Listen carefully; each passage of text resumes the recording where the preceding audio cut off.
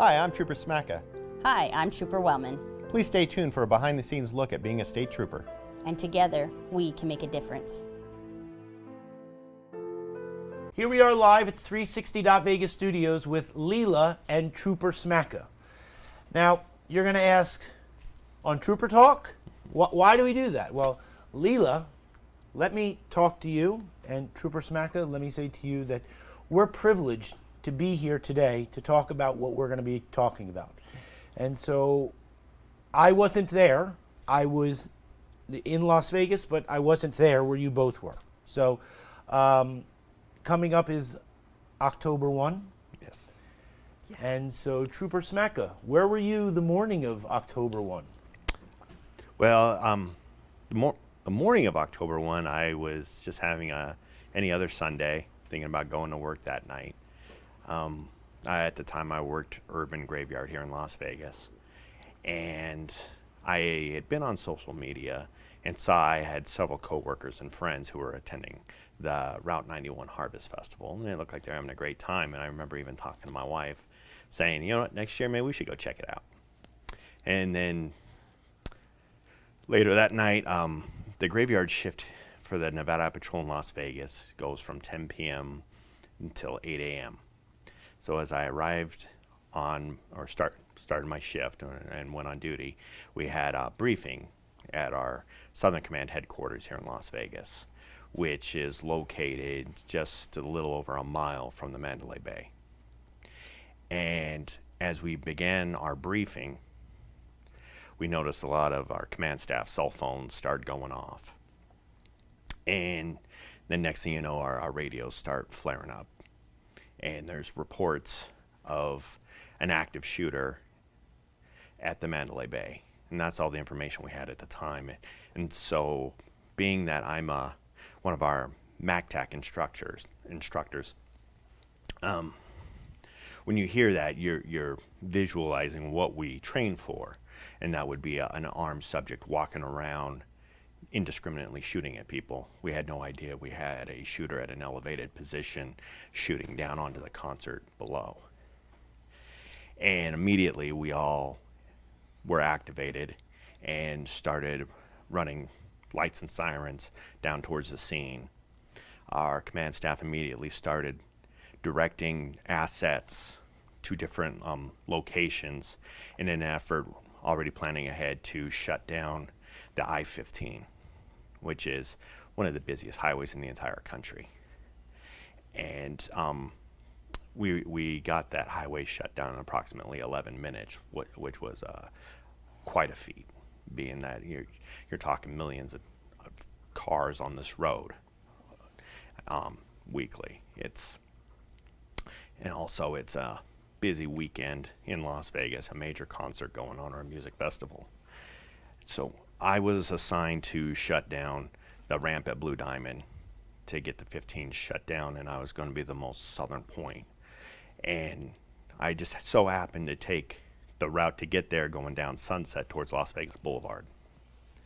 And when I arrived at Las Vegas Boulevard, I immediately noticed there was a silver pickup truck that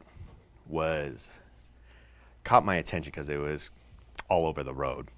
And lights were flashing, and then Leela was hanging out the passenger window. Literally, like from the waist out, she was outside the car, waving at me and screaming something. And normally you're trained and you're like, right, like, oh my goodness, like something must be dramatically crazy right now, right? Yeah. If it wasn't for the circumstances, I would have thought I had a drunk driver for sure. Right. But I slowed down. You never know you're in Las Vegas, right? Yes. Right. I slowed down and was able to comprehend that she said they had multiple people in the back who had been shot, and people were dying. I glanced in the bed of the truck, and I just saw bodies. And at that point, I yelled at them to follow me, and I'll get them to where they need to go. Because at this point, they were heading southbound on Las Vegas Boulevard. And knowing that we had multiple gunshot casualties, I had to get them to UMC Trauma because it was only the only level 1 trauma center we have in the valley, and the only hospital that'd be prepared for those kind of injuries. So I notified dispatch that what we were doing, and we started heading that direction. And immediately was very frustrated to find, as soon as we get on the I-15, it's a little parking lot because the closures north of us have already taken place. And so they're trying to bleed all the traffic off of the 15 onto surface streets. And with that amount of traffic, it's going to take a second. And we're stuck in the middle of it. And so it got to the point where I knew the people, time was not on our side. And so I started to split traffic lanes, and I was literally forcing cars out of our way, fighting our way through the closure until we got to beyond where we had it closed, and then we had the entire highway to ourselves. And at that time, we made up some crucial time, and got to UMC Trauma within just a couple minutes. And by the time I had cleared through UMC Trauma and escorted them in through the perimeter that the Las Vegas Metropolitan Police Department set up a perimeter around the hospital already in preparation, as we didn't know what kind of attack this was. Because as we would find out later in the night, we were having a lot of calls coming into 911 reporting multiple shooters. We were getting accounts of people armed with assault rifles, indiscriminately shooting at people at the Paris, at Caesar's Palace, at the MGM, all over the Strip. There was a lot of what we call echo calls. And we found out later that these echo calls were caused by attendees at the concert who were able to flee from the scene but may have been struck, covered in blood.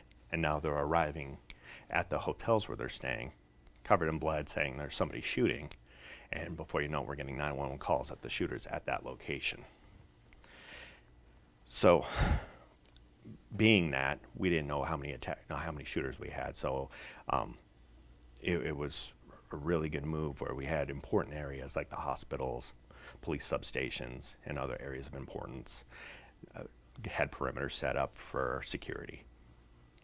By the time I got my car secure, because I wanted to clear out of the way of the trauma center and park towards the back so I wasn't blocking the route, because I knew there's a lot of ambulance going to be coming right behind me. And we were one of the first to arrive that night. And by the time I got out of my car, they had already cleared their truck, and everybody is inside. And so at that point, I kind of wrote down the license plate on the truck and related to the dispatcher, and then asked where I was needed next, and headed back down towards the Mandalay Bay. And I was then stationed off of kind of just south of the Welcome to Las Vegas sign, right at the Las Vegas Boulevard, to shut off the ramp to go Beltway West or to the 15 from Las Vegas Boulevard, right by Town Square. And by that time, they wanted us to be doubled up and telling us to make sure we had our rifle plates on and our helmets, because we still don't know if this is going to be multiple attacks or what we have yet. And so as I'm stationed there by myself, then they started calling in troopers who were off to supplement resources, because they didn't want anybody stationed by themselves. But for most of the night, I was at that location by myself, listening to radio traffic of multiple shooters. And now I'm starting to see droves of people coming towards me in the darkness. And it was really eerie that night because there was no vehicular traffic other than emergency vehicles. It was all emergency vehicles on the Strip, nothing else. And it was an eerie silence out there as I was standing out there. And now I'm seeing figures coming out of the darkness down alleyways by the Town Square Mall. And I'm still getting reports of, we're looking for, a white male, approximately 6 foot, wearing all black, carrying an assault rifle, coming from Planet Hollywood and different locations. Although in the end, it turned out that those were not accurate, that we had the one shooter. But at the time, I didn't know what I was out there about to face. And so I'm scanning all these people coming towards me, looking for weapons, doing the best I can to stay alert and make sure that there's no active or no threats coming my direction. And then it occurred to me that it's just a lot of people who've been displaced now that they've locked down all the hotels and casinos. And it's just people looking for somewhere to go. They're not from here, and they're just Scared. just looking for somewhere to go. And so they're just literally walking down the middle of Las Vegas Boulevard south. And for you, so you put your life on the line. You go into an active shooting situation, and you help, and then you go and put yourself back into which we're going to get into the human side, because that's very important. Sunday we were there to celebrate a birthday. I was there with my 2 kids. His birthday is October 1st. So we were there with his brother and myself, and we got there at about noon. The gates opened. I remember them running across the grass and laughing. We had no idea what we were going to see. We were just having a great time. It was just a great time. We were very close. We were actually up front, right at the end of the catwalk where the big 91 logo was at the end of the stage. Mainly because that was the whole reason we were there. We were there to see Jason Aldean. That's why we were there. Just an amazing time until it wasn't.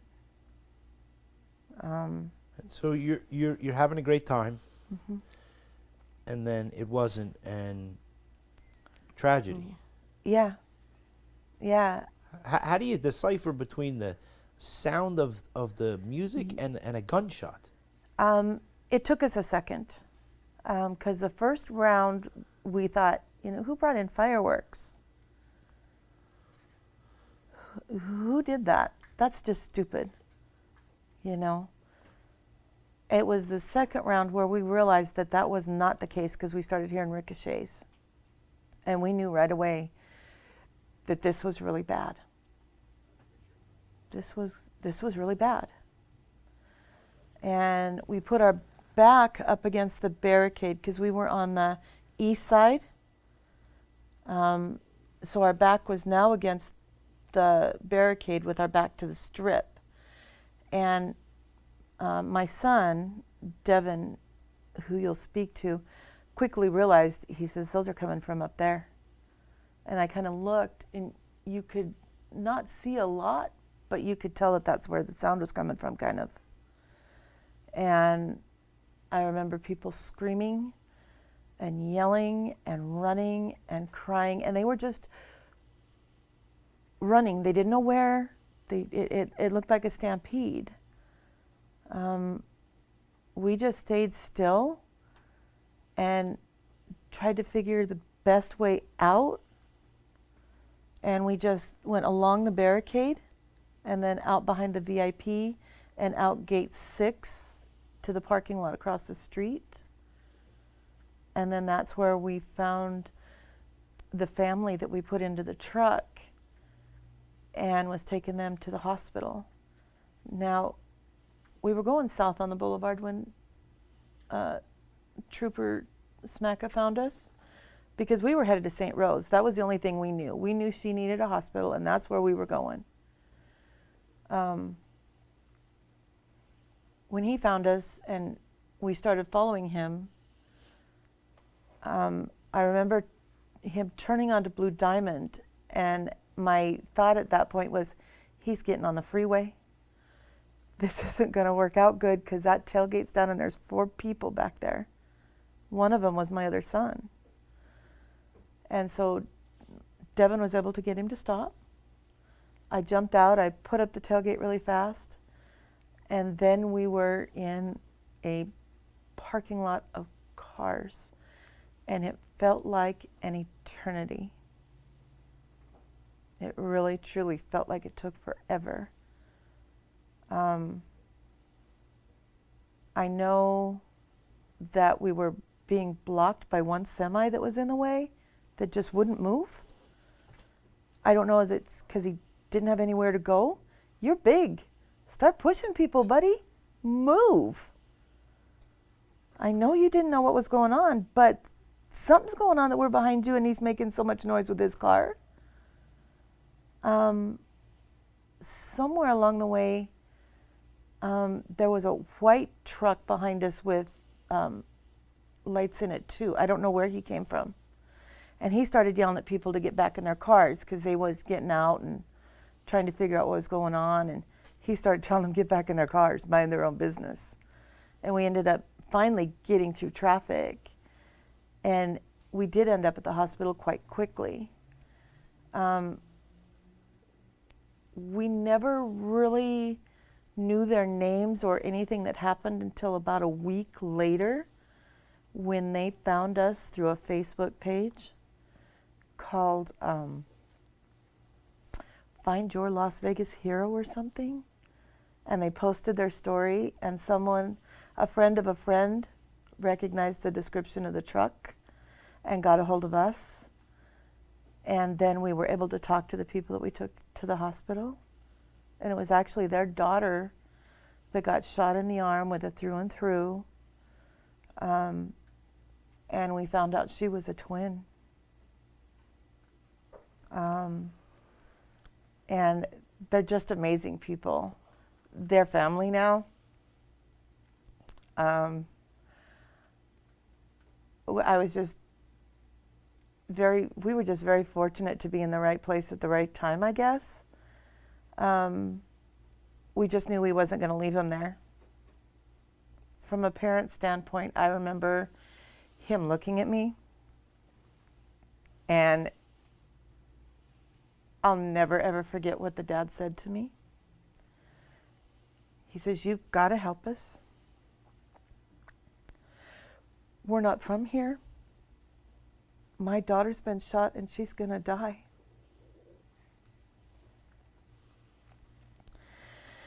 Now, as a parent, that's a big deal. That's a big deal. And all I could think of is I kept telling my son, we've got to help them. We've got to help them. And he kept yelling at me, get in the truck, get in the truck. We're going to help them, get in the truck. We get in the truck and he says, you're my main concern first. We'll help them, but you got to get in here where you're safe. So the biggest thing is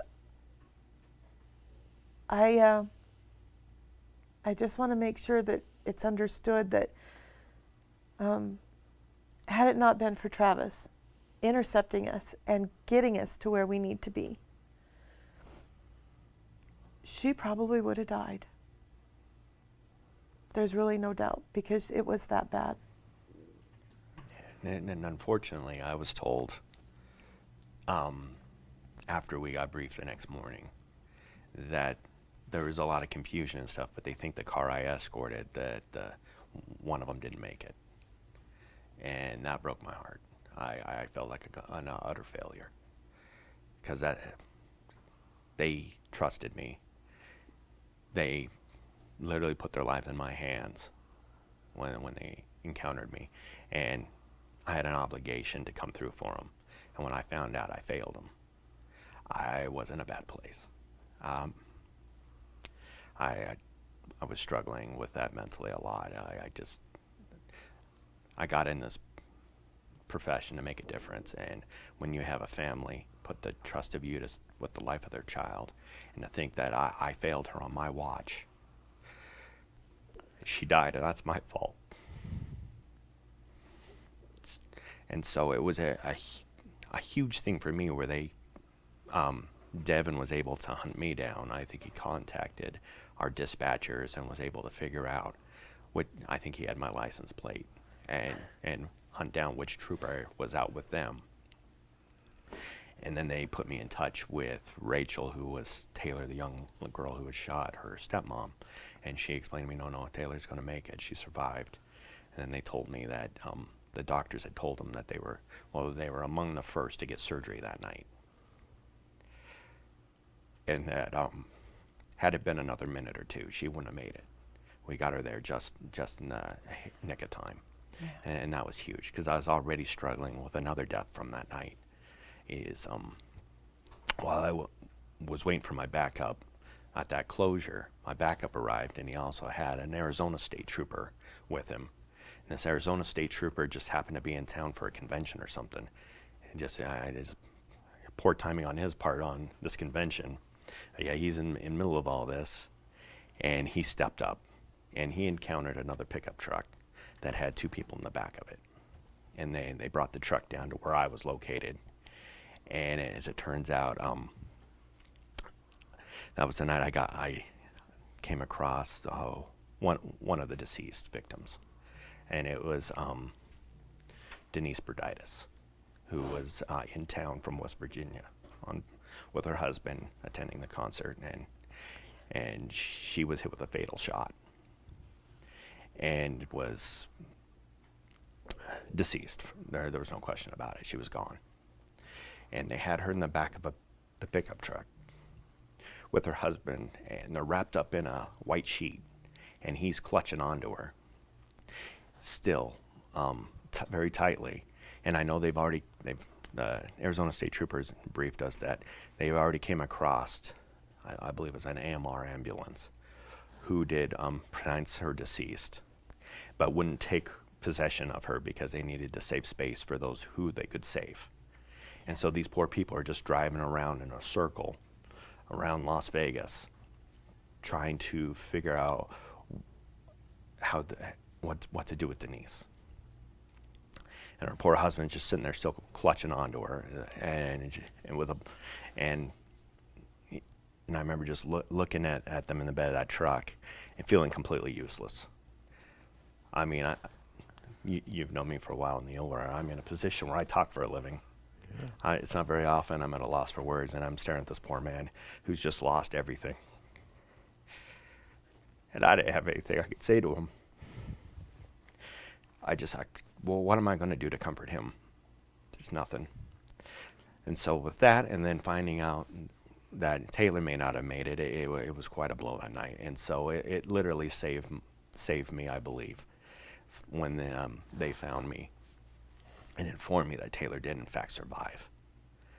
And then when I hear the harrowing story of how they met the family, and then when I finally meet Taylor's father, Chris, and he conveys to me what they were doing at the concert, and that he's standing there with his beautiful twin daughters, and the shots ring out, and Taylor's struck, and her blood sprays over onto her sister, and her sister's covered in Taylor's blood. Her sister faints. And at that instant, this poor man thought he just lost both of his twins like that. And I could only imagine the mental trauma that a father would have thinking he just lost both twin daughters in a blink of an eye. And unfortunately, Taylor's sister, she just fainted, but they did get separated, and she ended up with her mom and her stepdad, and they ended up going a separate direction. And then Chris, his wife Rachel, and Taylor went another direction where they met Leela and Devin. But I just kept thinking, what a harrowing event. And then Chris was also, the father, was shot in the foot during all of this. And he did his best. He tried to get Taylor a makeshift tourniquet made from his belt. But given that she's such a tiny person, very thin, a belt isn't going to be an adequate tourniquet. But I think it did. Obviously, it did enough. It did the job and helped her hold on until we can get her where she needed to be. And we always talk about the human side, because of what you've experienced from road rage, people shooting people, and and then these type of things. And so to experience something like this, Yeah, I mean, the act was pure evil. And I will never utter the scumbag's name. He doesn't deserve it. And that's why a lot of these shooters do it as for some kind of notoriety. So I'm not going to give him that benefit. I don't even know his name. I couldn't tell you his name. And neither are we. We're just happy what you did. But on the flip side of it, through that event, you used to have actions like Leela and Devin and their family reaching out and helping complete strangers, people they've never met, people that don't even live in the same town as them, when their lives are in mortal danger, yet they pause long enough to help their fellow man. And you saw hundreds of acts very much like that night. And that was the flip side of it, is through pure unadulterated evil, you have compassion, strength, and heroism And as a response. the greatest of humanity, right? Yeah. What? Tell us. I mean, without you, then obviously know that without you and your son, who we're going to meet in a moment, right? But the thing is this: that you changed someone's life, right? Not only for who you saved, right?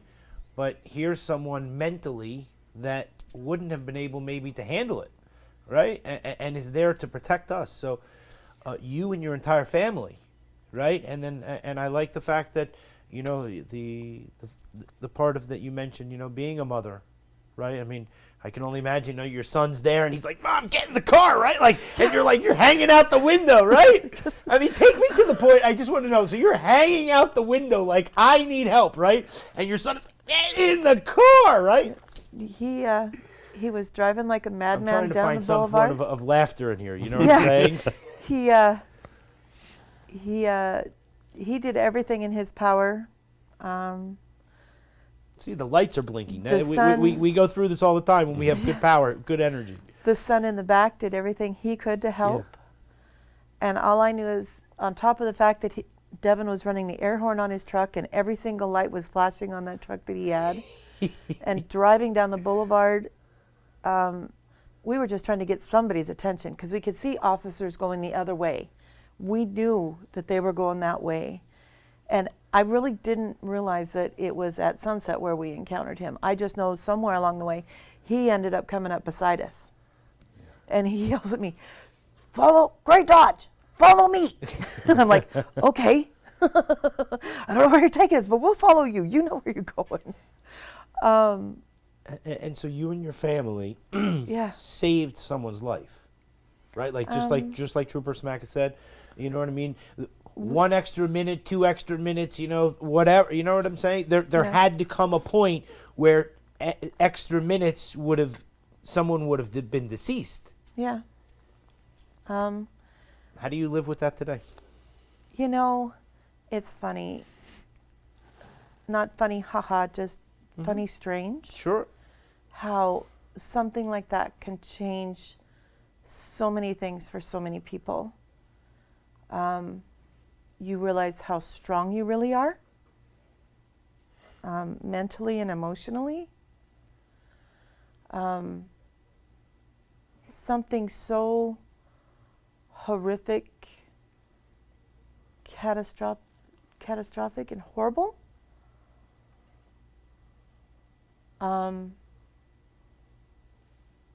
It just... I did see... It's hard to imagine any good can come out of that. Yeah.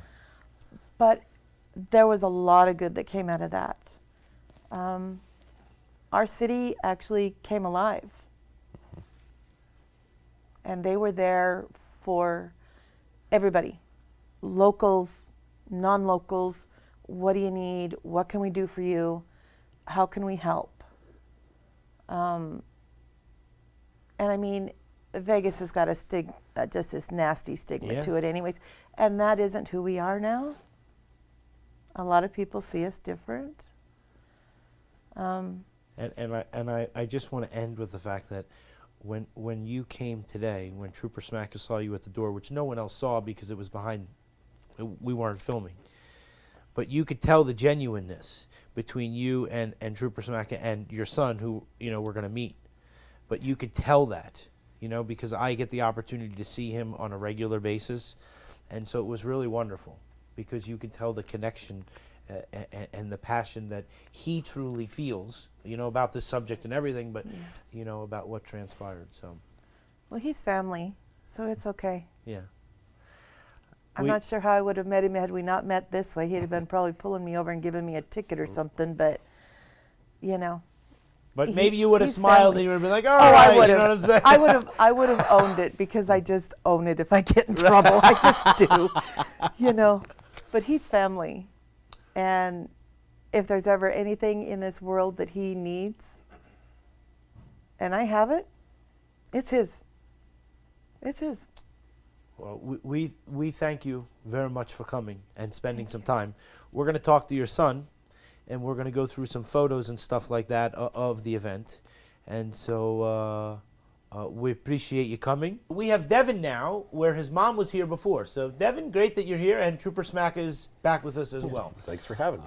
So give us a rundown. Your mom gave us a rundown of her synopsis. Tell us a little bit about, your day and stuff like that, and then I want to get to some pictures that we have here. Okay. So we were there for the 3 days. Started Friday, Saturday, Sunday came around. We picked up a wristband for my brother on Saturday night so he could be there with us for Sunday. Sunday was my birthday. So it was just kind of a family gathering and just out for a good time. And all the acts were great. Jason finally came up. The crowd was big. I mean, there was a lot of people there. We were up front. I remember turning around looking through the crowd, and all you could see was a sea of people. And I'm like, man, this is really something. There's a lot of people in here. It's a good time. Well, Jason comes out, plays the first couple songs, and I hear, what sounds like to be firecrackers. And I'm like, oh, that's weird. You can't sneak in a flask of alcohol, but somebody was able to sneak in firecrackers. That's convenient. So he continued to play, and then a second burst came, and it sounded different. And I was looking over the sea of people on the west side, and all of a sudden a group of people just dropped. And that's when it hit me. I'm like, oh, this is not good. So I gathered my 4 people, my friend, my mom, my brother, and we all got down. I said, stay down. People are screaming. Jason now runs off the stage, and they kick on all the bright lights, like a field, like you're hunting rabbits at night in a field. So all you could see was just bright light and lots of people. And I mean, it still kind of rubs me the wrong way that they did that, but they did it for safety. I understand that. They didn't want people running in the dark. But it also gave the shooter a night hunter's provision, or vision. So we stayed down. I'm trying to keep people calm, my people calm. There's people screaming and panicking, and you got people that are running, and they're just going everywhere. So I keep my people calm. I'm like, just calm down. We're going to make it out of this. We're going to be okay. So in between the shots, we're crawling towards where I can see an exit, but we're not leaving the cover of the gate. So we crawl and we crawl. Finally, the shooting stops, and we get a good break there for a little while. And we're able to get up and run, and we run through behind the VIP section by all the Coca-Cola stands and that. And we'd parked my truck over in the ADA parking lot because my friend had a permit, and we had my little brother who's disabled. He's got anyway. So I backed my truck in because it's not my first concert. If you pull nose into a concert and try to leave, it's kind of a joke trying to get out of a parking spot. So we get to the truck. Finally, there's people laying all over the ground. There's people bleeding. I'm like, man, this is bad. This is really bad. But all I'm thinking is get people in the truck. Truck is safe. Truck is a way out of here. As soon as you get in the truck, everything's going to be fine. My main priority was, kind of selfish, but I had to take care of my... Of course, your mom and your family and stuff. My four first. Right. As soon as we got to the truck, I had the keys in my hand, gave the truck a once over. I had no, not that it would have mattered, but I had my keys. I knew my truck was going to start. Everybody's in the truck. Okay, we are good now because I can drive out of this. I will drive the truck through a fence. I will, I'll do anything I have to do in order to get out of here. So we pull out of the parking spot. I make a right, and I don't think it was 3 cars down. There's a family hunkered down behind a van, and there's people screaming, we need help, we need help. Well, of course, my mom's got the window down, and she can hear it. She says, stop, and she opens up the door on my truck and hops out. I'm like, what are you doing? Yeah. Like she's like she said, I was concerned about her being in the truck and getting us to safety. Well, she says they need help. I said, okay, well, get them in the truck. Let's go. Get them in the truck. Get everybody in the truck. Load up the bed, you know? Yeah, that's what what she said. Load up the bed, right? Yeah, get them in the truck. Yeah. You know, throw as many people in as you want. As long as they can fit, you know, we'll turn this into an Indian train. I don't care. You know, we'll go down the boulevard with people hanging onto the cab in the back of the truck. We just got to get away from here because here is not safe. Yeah. You know, once I get down the road a little bit and I know that the shots ain't coming at us no more, then we'll reassess the situation. Well, we're going down the boulevard and I've got an air horn on my truck and I turn on my flashers and I got every light on my truck I can have going, you know, on, powered up. Well, I'm honking the horn going through yellow, oranges, maybe lights. And, you know, I'm slowing, but the horn's loud enough it's getting people's attention, and obviously there's emergency vehicles going in the other lane, so Yeah. I'm waiting for one of them to go through before I go through. And we're going down the boulevard, and, I mean, I'm trying not to, you know, I'm trying to drive as safe as I can, but at the same time, you know, adrenaline's pumping. You have somebody that's dying in the back. I didn't know at that point how serious it was, so. Okay. You have someone in the back. I have somebody in the back that's been shot. I That's don't know been where they're shot. shot. Okay, yeah. But I'm thinking St. Rose Hospital. Go straight down the boulevard, get on St. Rose, go up St. Rose, you're right there. You know, we're going to get this person fixed up. They're going to be okay. We can go home. I'll be, you know, we'll all be safe. Yeah. Life will be good. So I remember going over the railroad tracks at sunset there, and Smacka had happened to be coming up behind us, and I look and I'm like, well, there's a cop coming up behind us. I wonder where he's going. You know, all the excitement's back the other way. What's this guy doing? You know, maybe yell him and ask where we should be taking this person, Right. you know. So my mom gets his attention, does the whole flag him down out the window. Right. I'm trying to grab her by her belt and pull her Right. back in the truck because I'm like, listen, you just survived being shot. I don't need you flying out the truck because, you know, you would have just rendered my efforts useless at that point, you know. Yeah. So we get his attention.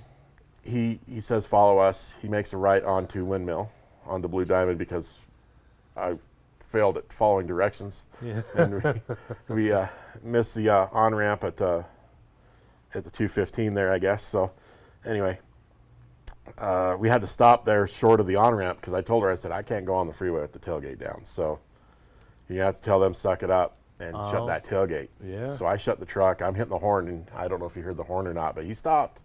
There were cars making a left turn, and they all stopped because he's now sitting on the ramp with his lights going. I'm sitting there with the flashers on, and Mom's out shutting up the back of the truck so we don't lose any precious cargo. I'm getting back in the car. Yeah, I'm like, okay, come on, let's go. So we get on the I-15. It's going pretty good, and then all of a sudden we hit a sea of brake lights, and there was nowhere. And that's when you encountered The traffic jam. the traffic jam and stuff. Let's get to some pictures. Okay. How about that? Okay. All right. Vegas strong. Now, right? Everyone was out there helping, right? Ambulances and fire trucks.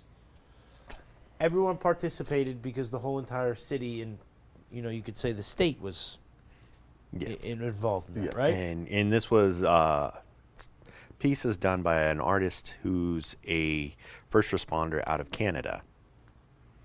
And he came out here and took these photos and put some filters on it and did his art.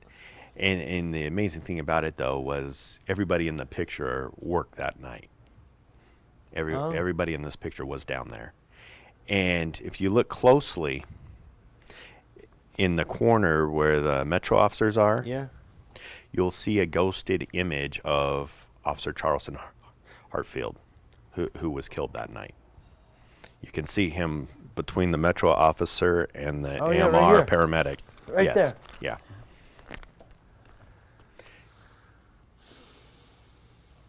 Moment of silence for that. You know what I'm saying?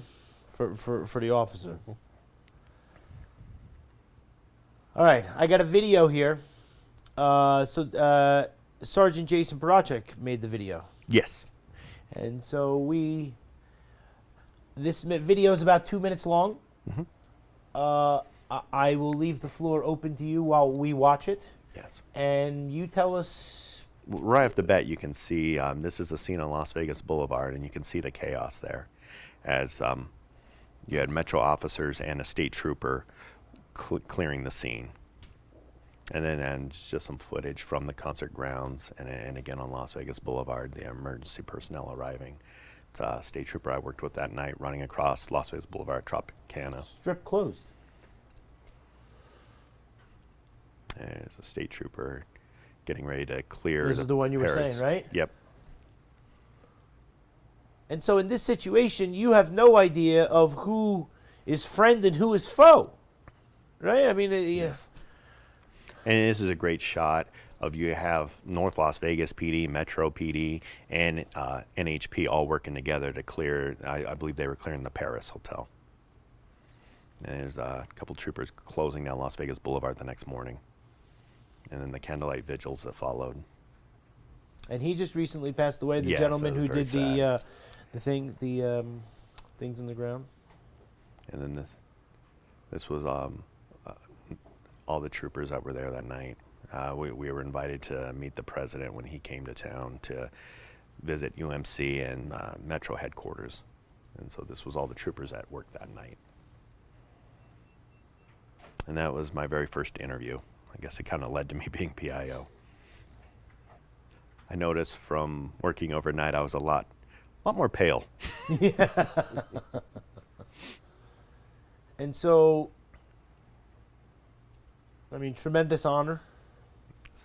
Yeah, it was I mean, two I know fellow you don't do it troopers. for that, right? These two troopers were actually there that night off duty and saved a lot of lives. One of which, Sergeant Whitmarsh actually got the Trooper of the Year Oh, for his actions that night. and again, great. I always love to show the testament of all the different agencies working together. Yes. We always discuss that, and I think it's very, very important. And so Sergeant Whitmarsh was invited by Derek England to be his guest at one of the games because of what he did that night. And that picture is pretty amazing with the ghost of that image there. Yes.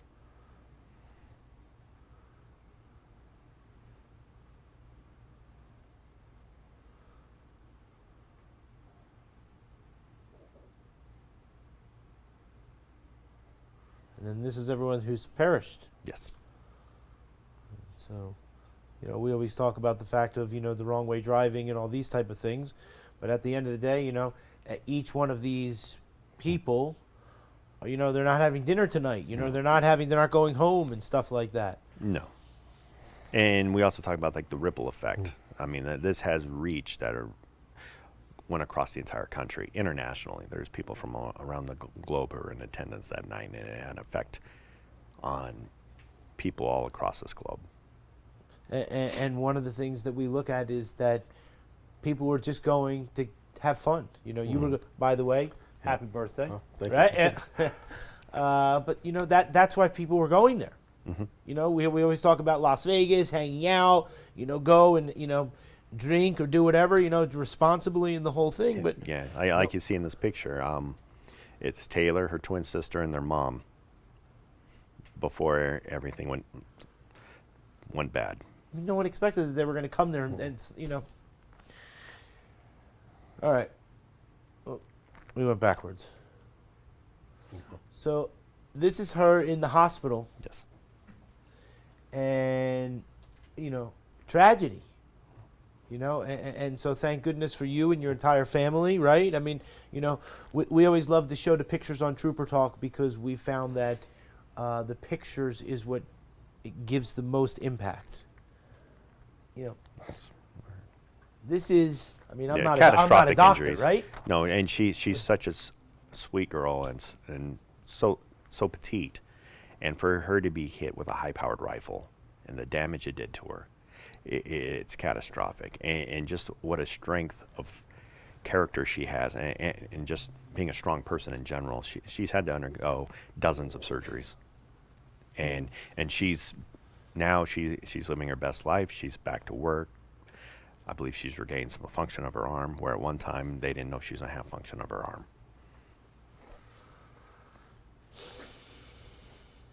I mean, And there's her father's shoe. how old is she? She's 23 now. So, right. So I'm just saying a young woman, right? Yes. You know what I mean? And just She could be 24, I guess. Horrible injuries. and this is obviously like blood all over the shoes. If you notice, there's the bullet hole. That's where her father was shot in the foot. Oh, okay. We didn't know That's he the was shot. bullet hole in the shoe. Yes. He didn't realize he was shot until he got to the hospital and he was getting out of the truck and he collapsed and I had to catch him.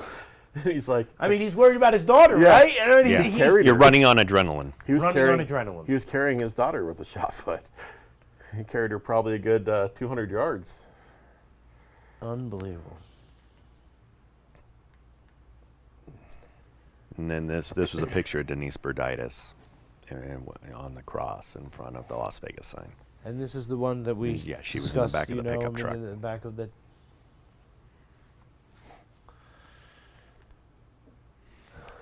And this is when everyone came back together for my first chance to actually meet everybody. They all came back to town, and we met up at a local restaurant, and finally got to meet each other for the first time since that night.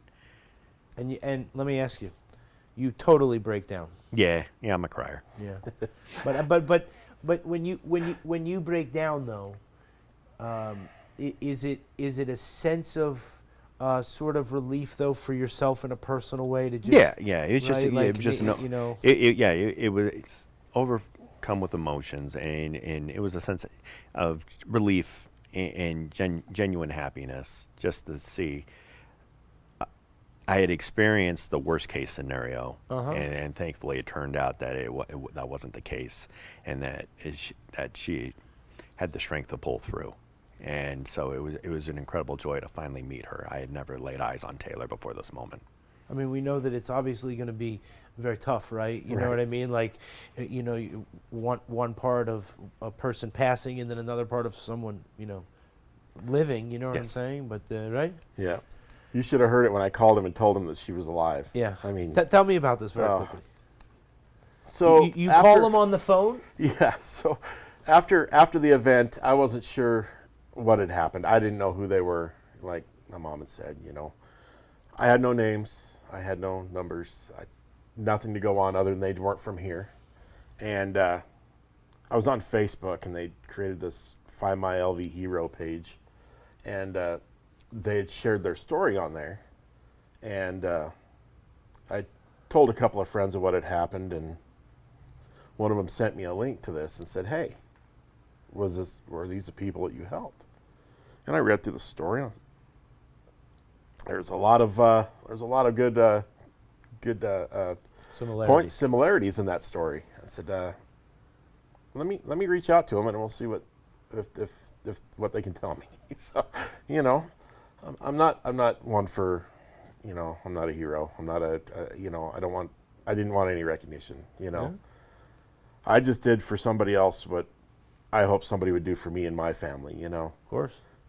in the time of their needs, somebody was there to help them, and you know, I thank God every day that Travis chose that path. And you called Trooper Smacka. So And he after says, that, I called the family, and they told me she's gonna make it. She's okay. Before that, I saw his interview on TV where he did the interview, and he was emotional on TV. Okay. And he's talking about a gray truck that he had escorted to the hospital. I'm like, well, that's the same guy, because you know, I'm dealing with this whole thing too. You know, I've got a little bit of emotional breakdown going on my own side, because you know, you're thinking to yourself, oh man, that could have been me, that could have been my family, you know. So I reach out to this family, and I talk to the mom. Her name's Rachel, and she tells me, no, everybody's going to be okay. Thank you for everything you did. She says, do you know who the trooper is? I said, well, no, but I'll find him. You know, I repossess cars for a living. I will find this guy, you know? So I go to my dash camera in my truck, and I pull up the image of the cop car, and I zoom in. I paused it, and I zoomed in on the plate. And that's when I put a wanted poster out for him on the Find My LV Hero. okay. And somebody says, we can definitely help you find this guy. So it took probably about 6 hours. And I had a name, I had a number, I said, have him call me. So he calls me. I said, is this the Las Vegas trooper that escorted the gray Dodge to the hospital on October 1st? He says, it is. I said, well, I've got some good news for you. He's like, good news? I said, yeah. Everybody in the truck survived. I said, thanks to you. I said, the girl made it. And you should have heard him. I mean, I'm pretty sure he was a crier then too, because he was really choking up on the phone. Yeah. And I said, when you get a minute, I said, I've got the mom's number. They want to talk to you. I said, you take as much time as you want, but they're going to want to tell you thank you as well, just as I'm telling you thank you for helping me help them. So I gave them their number, and, we all became pretty much an instant family, As people say, not all blood's family. And it's just amazing. I love the story. You know what I'm saying? How about this picture? Do we know them, Trooper Smacker? Yeah. Who is this picture? That's me and my partner, Trooper Wellman. Trooper Wellman. And I depend on her a lot. Unfortunately, she wasn't with me that night. We had worked together on Graveyard previous to that, but then Trooper Wellman took 2 years, and she went to work for the North Las Vegas Police Department. And she was with North Las Vegas on the night of October 1st, and then and has since returned to the High Patrol. And I don't have to say the words to say. She even though she wasn't there that night, what an incredible help she's been for me, because she's been doing the job a lot longer than me. She's seen a lot in her life, and she's been huge for me to be able to talk to. And I think that's the important thing about this career and all the traumas we witness. And I saw a thing the other day where the average person may experience something like 4 traumatic events in their life. But when you're in this career, if you do 30 years, you're going to experience 800. And that's why they tell us in the academy, when you sign up for this job, the minute you become a police officer, you're going to lose 20 years off your lifespan, just from the constant adrenaline and cortisol that enters your system on a nightly basis. With every call where you get that adrenaline, you get that fight or flight, and those are chemicals rushing into your body. And that's why we have a lot of problems with police officers having cardiovascular problems and heart attacks. It's a high stress environment, and the only thing that really gets it through is it's finding quality people that you work with. And Trooper Wellman is one of those people where I'd have to say a lot of people have coworkers they're close with, but not many people have coworkers who will take a bullet for you. And we appreciate, obviously, both you and Trooper Wellman. It's part of the reason we do the Trooper Talk. And so this was what she did, which was liked by her, which was the picture. And that concludes our pictures. We've concluded with the Trooper Talk for today. We got a lot of vital information. I'd like to know, just, you got a minute there or so, give me your final thoughts. Trooper Smacker, your mom, right? Yeah. Get in the car, right? Yeah. You know what I mean? Like, getting out of the car, right? Going to help someone, right? Man. We have a tragedy, and we have to find some bit of a closure, of to put a smile on something. You know what I mean? But I give you the floor. Tell us. Well, I don't go a day that I'm not thankful for this man right beside me.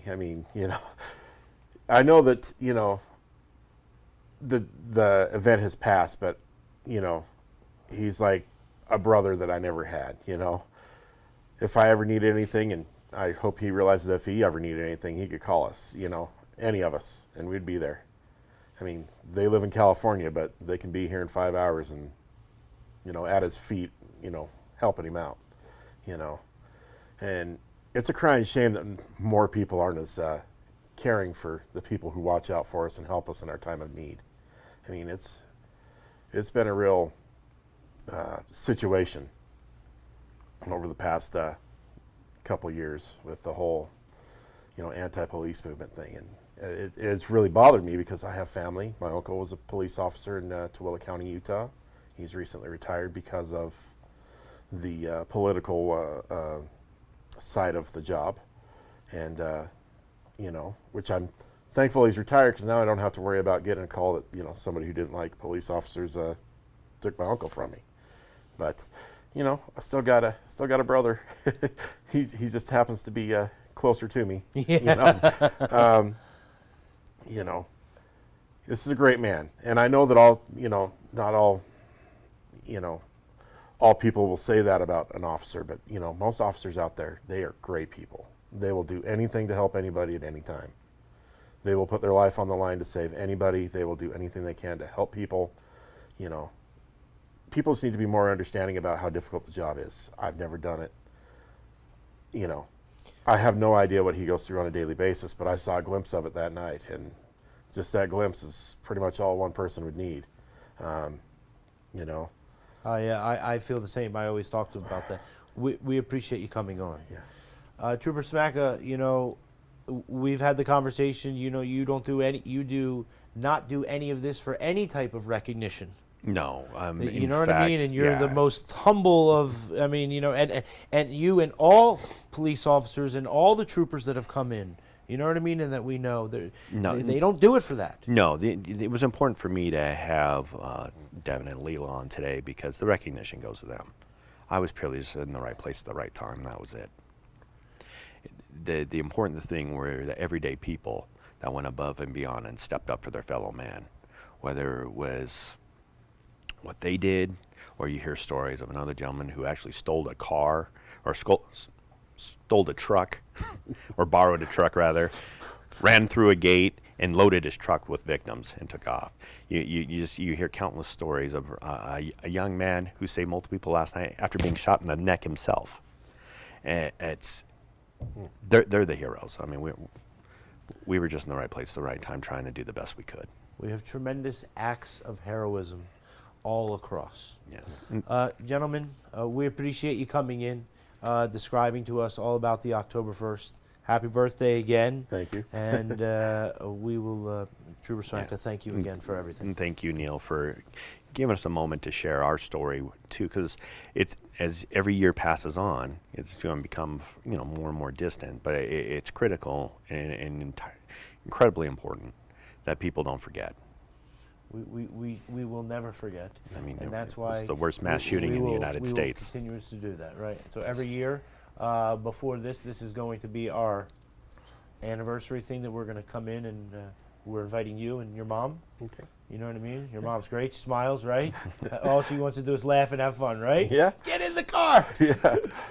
Thank you very much to both of you, Neil. gentlemen. We'll turn this way and tell everybody thank you, okay? All right, thank you again for this edition of Trooper Talk.